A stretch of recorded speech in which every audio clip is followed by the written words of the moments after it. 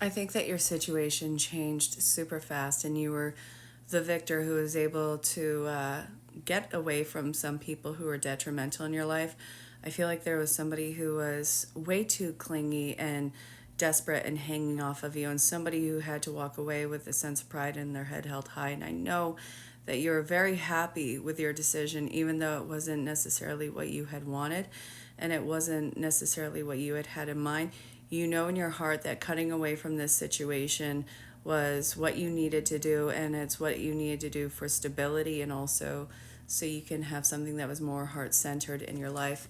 And I do see that you turned around and that you got it. You found a counterpart in your life that actually was able to be your mirror. I'm not telling you anything toxic or abusive in this, but I think that you had found something that really resonated with you.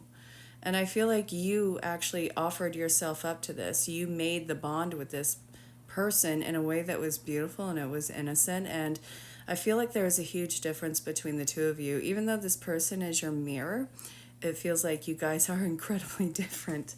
But I want you to know that it is real, it is right. This change, though, was so dramatic for your life, and it was such a new chapter and a whole new world and a whole new environment for you. You didn't really give yourself time to grieve. And I see that that's kind of what you need to do. I do see that there is a grieving process, a battle that not even this person knows that you're battling or that anyone knew that you were battling.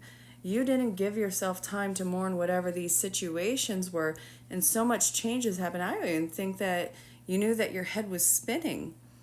I think that you landed in an entirely new, obviously figurative, but I think that you landed in a new world, in a new environment, around new people, and it's like you have to rediscover yourself, but you can't really rediscover who you are unless you mourn what has been.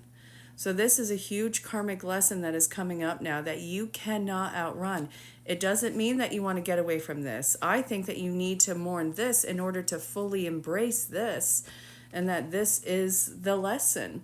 You can't be in two worlds, but you can't also live in the past. So if you want to be present in this new world and in this situation, you have to give yourself the grace and the respect, and you also get to give the grace and respect to this person, and also in some weird fashion these, and let yourself grieve for what was and what used to be. It doesn't take away from how amazing or how good or great this is, but it gives you that sense of closure that you need for this chapter of your life. I know it's hard, but I hope that this finds you well.